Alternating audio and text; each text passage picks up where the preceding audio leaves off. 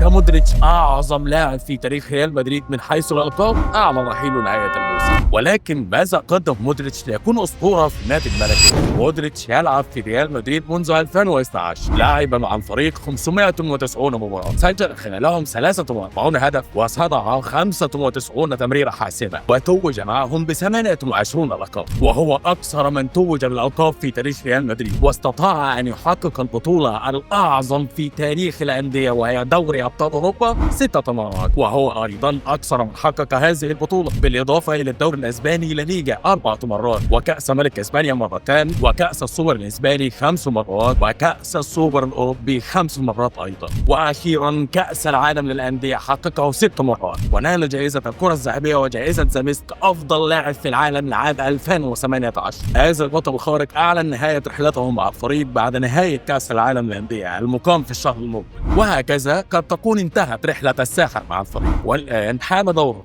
هل ترى أن مودريتش واحد من أفضل 5 لاعبي وسط في التاريخ؟ اترك لنا رأيك في التعليقات ولك حرية الاختيار، وإلى اللقاء.